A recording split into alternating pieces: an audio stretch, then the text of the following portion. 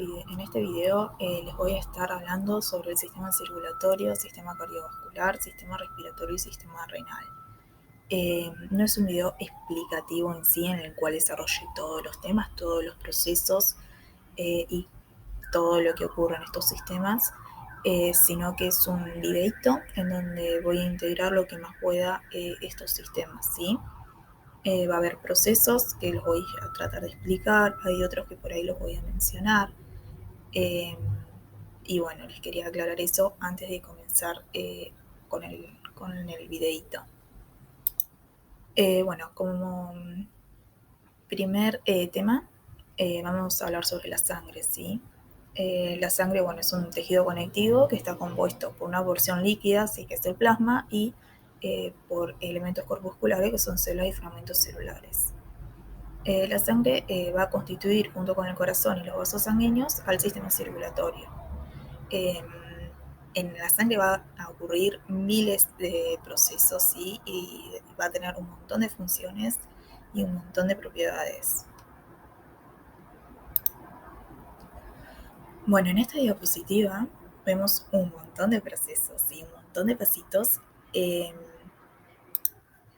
se va a representar la formación y la destrucción de los glóbulos rojos y el reciclado de los componentes de la hemoglobina. Los glóbulos rojos viven alrededor de los 120 días, ¿sí? Por el desgaste que van a sufrir las membranas plasmáticas al deformarse, ¿sí? En los capilares sanguíneos. Como no tienen núcleos, tampoco tienen orgánulos, no van a poder sintetizar nuevos componentes para poder reemplazar a los dañados. La membrana plasmática se va a volver más frágil con el tiempo y las células son más propensas a estallar, ¿sí? Y los glóbulos rojos que están lisados, es decir, que están rotos, que están dañados, van a ser retirados de la circulación y son destruidos por los macrófagos que se encuentran en vaso e hígado. Y los desechos producidos van a ser reciclados y usados en numerosos procesos metabólicos, como es la formación de glóbulos rojos nuevos. Y el reciclado se va a producir, bueno, en esta serie de pasos que vemos representada en esta diapositiva. Vamos a seguir los numeritos, ¿sí? Ubicándonos en el primer numerito, en el número 1, primer paso, los macrófagos del vaso, hígado, médula ósea roja van a fagocitar los glóbulos rojos lisados y envejecidos. Después las porciones de la globina y del hemo se van a separar. La globina se va a degradar a aminoácidos, los cuales pueden ser reutilizados para sintetizar otras proteínas. El hierro se va a eliminar de la porción hemo en la forma férrica, que se va a asociar con la proteína plasmática transferrina, ¿sí? Que es un transportador intravascular de hierro férrico. Y en las fibras musculares, células hepáticas y los macrófagos del vaso e hígado, el hierro férrico se va a liberar de la transferrina y se va a asociar con una proteína de depósito de hierro que se llama ferritina. Y por la liberación desde algún sitio de depósito o la absorción del estrato gastrointestinal, el hierro férrico se va a volver a combinar con la transferrina. El complejo hierro férrico o transferrina es entonces transportado hacia la médula ósea roja. Sí, donde ahí las células precursoras de los glóbulos rojos lo captan por endocitosis mediado por receptores. Y el hierro es necesario para la porción hemo de la molécula de hemoglobina, y los aminoácidos son necesarios para la porción globínica, ¿sí? Y también acá es necesaria la vitamina B12 para la síntesis de hemoglobina. La eritropoyesis es la médula ósea roja que va a inducir la producción de glóbulos rojos que van a entrar a la circulación. Y cuando el hierro es eliminado del hemo, la porción no férrica del hemo se va a convertir en biliverdina, que es un pigmento verdoso, y después en bilirrubina, que va a ser de un color amarillento anaranjado. La bilirrubina va a entrar en la sangre y va a ser transportada hacia el hígado, y ahí en el hígado va a ser liberada por células hepáticas a una bilis, que va a pasar al intestino delgado y después al intestino grueso. Y en el intestino grueso la bacteria se va a convertir en bilirrubina, va a convertir la bilirrubina en urobilinógeno. Y parte de este urobilinógeno se va a reabsorber hacia la sangre y se va a convertir en un pigmento amarillo que se conoce como urobilina, y se va a excretar en la orina. Y por otro lado, la mayor parte del urobilinógeno va a ser eliminado por las heces en forma de estercobilina, ¿sí? Que es un pigmento marrón, que es lo que le va a dar el color característico a la materia fecal. Habiéndole mencionado lo anterior, ahora en esta diapositiva, en estos procesos estamos viendo la regulación negativa de la eritropoyesis, ¿sí? De la formación de los glóbulos rojos, como el bajo contenido de oxígeno del aire a grandes alturas, la anemia o los problemas circulatorios pueden reducir la oferta de oxígeno a los tejidos corporales, ¿sí? El principal estímulo para la eritropoyesis es la hipoxia, ¿sí? Una disminución de la capacidad de transporte de oxígeno de la sangre. Bueno, vamos a ir siguiendo las flechitas. Vemos que algunos estímulos alteran la homeostasis, ¿sí? Por una disminución en la oferta de oxígeno a los riñones y a otros tejidos. Las células renales son receptoras, donde van a detectar bajos niveles de oxígeno, en la cual manda una eferencia al centro de control, ¿sí? Los proeritoblastos de la médula ósea roja van a madurar más rápido para dar reticulocitos, y a través de una eferencia, la mayor cantidad de glóbulos rojos en la circulación van a aumentar de la oferta de oxígeno a los tejidos, y de esta manera se va a producir un retorno a la homeostasis cuando la entrega de oxígeno a los riñones aumenta hasta niveles normales. Decidí poner estas imágenes, esta diapositiva, y comentarles sobre este proceso, ¿sí? Sobre la hemostasia, es decir, sobre la detención del sangrado, como un punto relevante también para que tengan en cuenta, ¿sí? Este proceso va a involucrar el vasoespasmo, la formación del tapón plaquetario y la coagulación de la sangre. En el vasoespasmo, el músculo liso de la pared vascular se va a contraer, lo que va a frenar la pérdida de sangre, ¿sí? La formación del tapón plaquetario es la agregación de las plaquetas para poder cohibir a la hemorragia. Y un coágulo es una trama de fibras proteicas insolubles, es decir, de fibrina, entre las que quedan atrapados elementos corpusculares, como pueden observar en la imagen. Las sustancias químicas implicadas en la coagulación se van a conocer como factores de la coagulación, y la coagulación sanguínea va a implicar una cascada de reacciones que se pueden dividir en 3 etapas: la formación de la protombinasa, la conversión de protombina en trombina y conversión del fibrinógeno soluble en fibrina insoluble. Se va a iniciar por el interjuego de las vías extrínsecas e intrínsecas, y la coagulación normal requiere de vitamina K, ¿sí? Que es seguida por la retracción del coágulo, la consolidación del coágulo y finalmente por la fibrinólisis, la disolución del coágulo. Y cuando se produce en un vaso no dañado, se va a conocer como trombosis, y un tromo que migra de su sitio de origen se va a denominar como émbolo. Habiendo terminado de hablarles sobre sangre, procedo ahora a hablarles sobre el corazón, ¿sí? El corazón va a bombear sangre hacia todos los tejidos del organismo a través de los vasos sanguíneos. En esta diapositiva vemos 2 imágenes, ¿sí? Que están representando el sistema de circulación pulmonar y sistémica. Del lado izquierdo del corazón va a bombear la sangre oxigenada hacia la circulación sistémica para que se distribuyan los tejidos, exceptuando los alvéolos pulmonares. Y del lado derecho del corazón va a bombear la sangre desoxigenada hacia el circuito pulmonar, y desde ahí va a ser dirigida hacia los alvéolos pulmonares, ¿sí? Bueno, les remarco eso como primer instancia hablando sobre circulación. Y les menciono como relevante para que sepan que las válvulas cardíacas van a evitar el reflujo de sangre dentro del corazón, ¿sí? Tenemos las válvulas auriculoventriculares, que están ubicadas entre las aurículas y los ventrículos, que son válvulas triscúpidas en el lado derecho, y la válvula mitral biscúpida del lado izquierdo, ¿sí? Y después están las válvulas semilunares, que son la válvula aórtica a la entrada de la aorta y la válvula pulmonar a la entrada del tronco de la arteria pulmonar. El lado izquierdo del corazón va a constituir la bomba de la circulación sistémica, que va a posibilitar así la circulación de la sangre por todo el organismo, exceptuando los sacos alveolares pulmonares, como les había dicho al principio de esta diapositiva. Y el ventrículo izquierdo va a inyectar sangre hacia la aorta, y desde ahí la sangre va a fluir hacia las arterias sistémicas, las arteriolas y los capilares. También, bueno, las vénulas, venas, y vuelve a la aurícula derecha del corazón. Del lado derecho del corazón va a constituir la bomba de la circulación pulmonar, ¿sí? Que es un circuito que va a transportar la sangre a los pulmones. Y el ventrículo derecho va a inyectar la sangre en el interior del tronco pulmonar, y desde ahí la sangre va a fluir hacia las arterias pulmonares, hacia los capilares pulmonares y las venas pulmonares, ¿sí?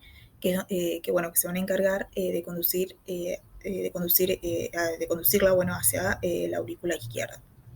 La circulación coronaria va a irrigar el miocardio y las arterias principales de la circulación coronaria son la coronaria derecha e izquierda y las venas principales van a ser la gran vena cardíaca y el seno coronario. Acá podemos ver el control nervioso, ¿sí?, del sistema cardiovascular que se va a originar en el centro cardiovascular del bulbo raquídeo. Los impulsos simpáticos van a aumentar la frecuencia cardíaca y la fuerza de contracción. Los impulsos parasimpáticos van a disminuir la frecuencia cardíaca, ¿sí? Y la frecuencia cardíaca va a ser regulada por varias hormonas, la adrenalina, la noradrenalina y hormonas tiroideas, y también por iones, el sodio, el potasio y el calcio. Y otros factores como la edad, el sexo, el grado de entrenamiento físico y la temperatura corporal. En esta imagen vemos representadas las aferencias del centro cardiovascular, desde centros cerebrales superiores y de receptores sensoriales. Centros cerebrales superiores tenemos la corteza cerebral, sistema límbico y hipotálamo, y desde receptores sensoriales los propioceptores que controlan los movimientos, los quimiorreceptores que controlan la química sanguínea y los baroreceptores que controlan la presión arterial. Y luego podemos ver las aferencias al corazón, ¿sí? Los nervios estimulantes cardíacos simpáticos y el nervio vago par craneal parasimpático, que van, los nervios estimulantes cardíacos simpáticos dan aferencias al corazón, como el aumento de la contractilidad en las aurículas, que aumenta el volumen sistólico, el aumento de la frecuencia de despolarización espontánea en el nodo sinusal y en el nodo auriculoventricular, que aumenta la frecuencia cardíaca, y después con el nervio vago vemos la disminución de la frecuencia de despolarización en el nodo sinusal y en el nodo auriculoventricular, que reduce la frecuencia cardíaca. En esta imagen estamos viendo los factores que aumentan el gasto cardíaco. Si quieren le pueden dar pausa al video para poder observar y leer con más detenimiento la imagen. El ejercicio de alguna manera está relacionado con el corazón, ¿sí? El ejercicio sostenido va a aumentar la demanda muscular de oxígeno, y entre los beneficios del ejercicio aeróbico se va a encontrar el aumento del volumen minuto, la disminución de la presión arterial, el control del peso y el aumento de la actividad fibrinolítica. Acá pueden ver como un resumen de los factores que van a incrementar la presión sanguínea. Los que están de color verde son el incremento del gasto cardíaco, y los que están de color azul es el incremento de la resistencia vascular sistémica. Le pueden poner pausa para poder ver con más detenimiento y poder leer mejor la imagen. Como les había mencionado antes, ¿sí?, con respecto al control de la presión arterial y el flujo sanguíneo, el centro cardiovascular va a estar constituido por un grupo de neuronas en el bulbo raquídeo que van a regular la frecuencia cardíaca, la contractilidad y el diámetro de los vasos sanguíneos. El centro cardiovascular va a recibir aferencias de regiones cerebrales superiores y de receptores sensoriales, como los baroreceptores y los quimiorreceptores. Las eferencias del centro cardiovascular van a circular por los axones simpáticos y parasimpáticos. Los impulsos simpáticos son propagados a lo largo de los nervios cardioaceleradores, incrementan la frecuencia cardíaca y la contractilidad.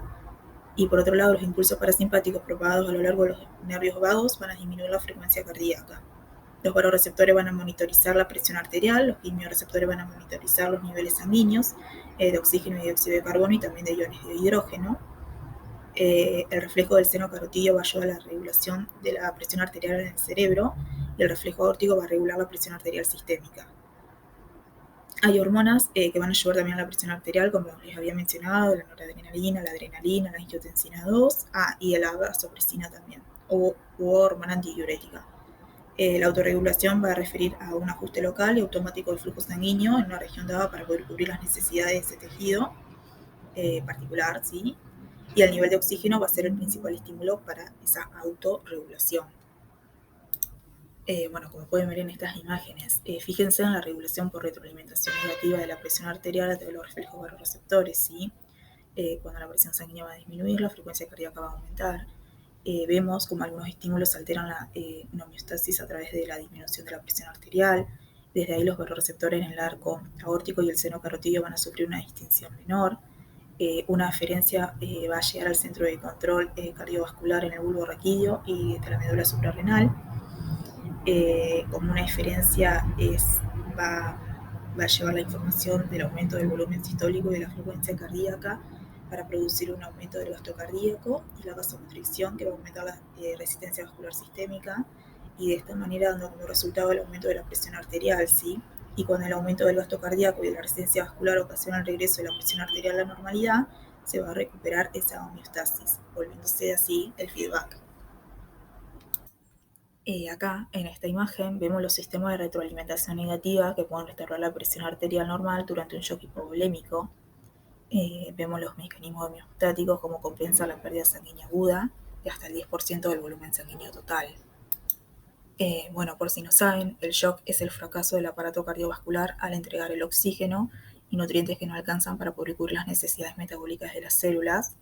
Los tipos de shock son hipovolémico, cardiogénico, vascular y obstructivo.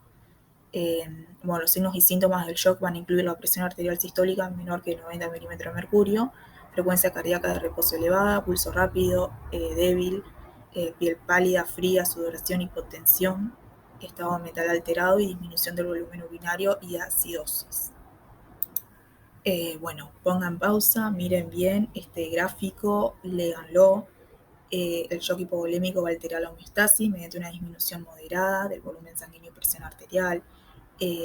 De ahí, bueno, los vasoreceptores en los riñones, células glomerulares son esos receptores, van a aumentar la secreción de renina, ¿sí? A través de la aferencia llega al centro de control angiotensino de la sangre. De ahí la eferencia se dirige hacia la corteza suprarrenal, liberando aldosterona. Sigan la flecha, léanlo con detenimiento y estudienlo. Antes de comenzar a hablar sobre los pulmones y terminar de hablar sobre sangre, circulación y corazón, les traigo esta imagen. Nuevamente les comento, les menciono la circulación pulmonar, ¿sí? Que va a traer sangre desoxigenada del ventrículo derecho hacia los pulmones y va a devolver la sangre oxigenada desde los pulmones a la aurícula izquierda. Pongan pausa, como les vengo diciendo en las demás diapositivas, miren bien la imagen. Antes de empezar a hablarles sobre los pulmones, aunque hemos estado hablando indirectamente sobre los mismos, les voy a hacer un cierre del aparato cardiovascular, ¿sí? Cómo es la contribución del aparato circulatorio en los demás aparatos y sistemas. Para todos los sistemas corporales, el corazón va a bombear sangre a través de los vasos sanguíneos hacia los tejidos corporales, va a transportar oxígeno y nutrientes, van a remover desechos por medio del intercambio capilar, la sangre circulante mantiene una temperatura adecuada en los tejidos irrigados. Con respecto al sistema respiratorio, la sangre circulante va a transportar oxígeno de los pulmones hasta los tejidos corporales y dióxido de carbono hacia los pulmones para que sea exhalado. Con el aparato urinario, el corazón y los vasos sanguíneos van a entregar el 20% del gasto cardíaco de reposo a los riñones, donde se va a filtrar la sangre, las sustancias útiles van a ser reabsorbidas y las innecesarias van a permanecer como parte de la orina que se excreta. A modo de resumen, en esta imagen vemos los eventos inspiratorios y expiratorios, vemos cómo la inspiración y la expiración son el resultado de los cambios en la presión alveolar. La presión atmosférica va a ser alrededor de 160 milímetros de mercurio a nivel del mar. Durante la inspiración normal, el diafragma y los músculos intercostales internos se van a contraer. Durante la inspiración forzada, los músculos esternocleidomastoideos, escalenos y pectorales menores también se contraen. El tamaño de la cavidad torácica va a aumentar, el volumen pulmonar y se va a expandir. Y la presión alveolar va a disminuir hasta 758 milímetros de mercurio, pasando a una segunda etapa de expiración. Durante la expiración normal, el diafragma y los músculos intercostales externos se van a relajar. Durante la expiración forzada, los músculos abdominales e intercostales internos se van a contraer. El tamaño de la cavidad torácica disminuye y los pulmones vuelven a su tamaño original, siendo así una presión alveolar que aumenta hasta 762 milímetros de mercurio, pasando de esta manera a la inspiración.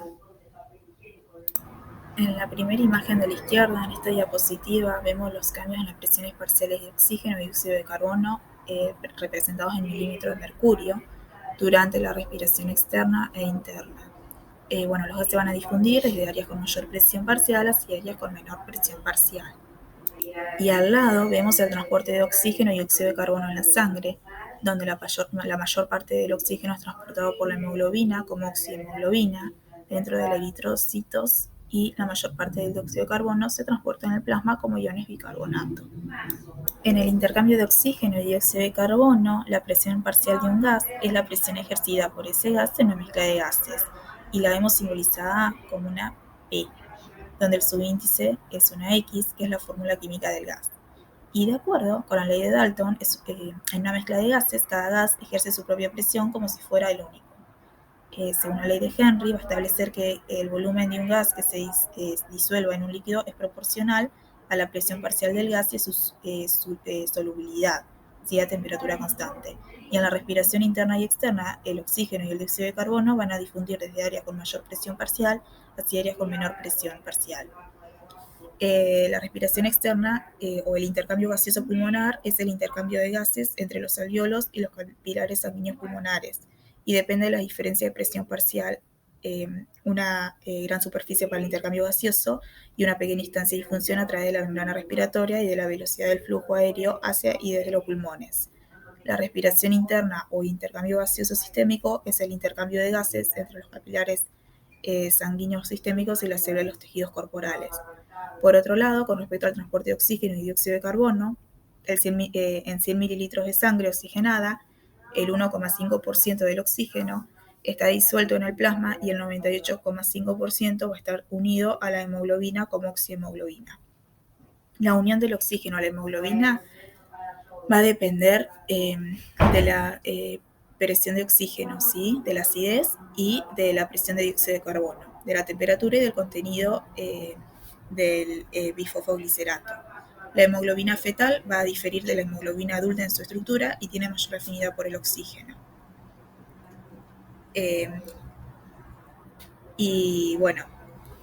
Cada 100 mililitros de sangre es oxigenada, el 7% del dióxido de carbono está disuelto en el plasma. El 23% se va a combinar con la hemoglobina como carbaminohemoglobina y el 70% se va a convertir en iones bicarbonato. En un ambiente ácido, la afinidad de la hemoglobina por el oxígeno es menor y este gas se va a disociar con mayor facilidad que la hemoglobina, lo que conocemos como efecto Bohr. Y en presencia de oxígeno se va a unir menos dióxido de carbono a la hemoglobina, lo que conocemos como el efecto Haldane. Y en esta diapositiva, la última imagen que vemos sobre el sistema pulmonar, sobre el sistema respiratorio, sobre los pulmones, vemos representado el control de la respiración, donde el centro respiratorio está constituido por un área del ritmo en el bulbo raquídeo y las áreas neumotáxicas y amnióticas en la protuberancia. El área inspiratoria establece el ritmo básico de la respiración, y las áreas neumotáxicas y amnióticas van a coordinar la transición entre la inspiración y la expiración. Hay diversos factores que pueden modificar la respiración, como por ejemplo las influencias corticales, el reflejo de insuflación, los estímulos químicos como los niveles de oxígeno, dióxido de carbono y hidrógeno. Los estímulos también de los propioceptores, los cambios de la presión arterial, la estimulación del sistema límbico, la temperatura, el dolor y la irritación de las vías aéreas. Pueden pausar el video, pueden mirar con mayor detenimiento y poder ir leyendo y siguiendo las flechitas. Habiendo terminado con los pulmones, pasamos a los riñones y a la homeostasis hidroelectrolítica y del estado ácido-base. En esta imagen vemos representada la generalidad de la fisiología renal, en la cual, como les vengo diciendo continuamente, pausen el video y léanlo con detenimiento.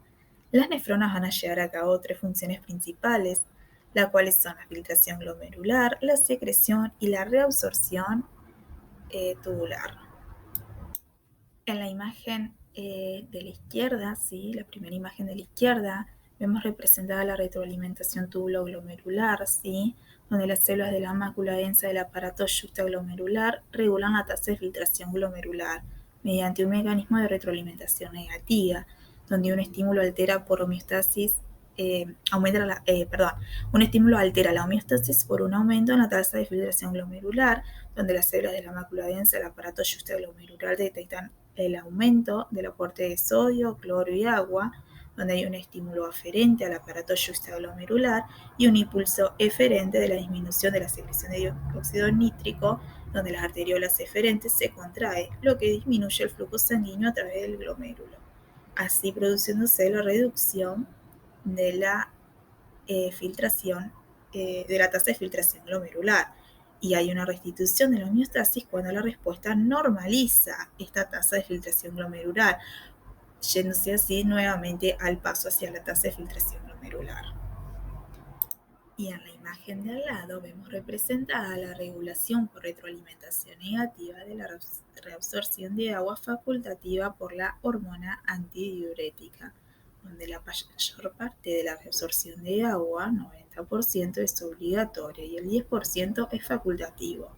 Algún estímulo afecta la homeostasis por aumento de la osmoralidad del plasma y el líquido intersticial, donde los homorreceptores en el hipotálamo envían un estímulo aferente, es decir, un impulso nervioso al centro de control en el hipotálamo y lóbulos posteriores de la hipófisis, donde a través de un impulso eferente, por aumento de la liberación de hormona antidiurética, las células principales se tornan más permeables al agua, lo que a su vez aumenta la reabsorción del agua facultativa, produciéndose así una disminución de la osmolaridad plasmática y por lo tanto una restitución de la homeostasis cuando la respuesta vuelva a normalizar la osmolaridad plasmática.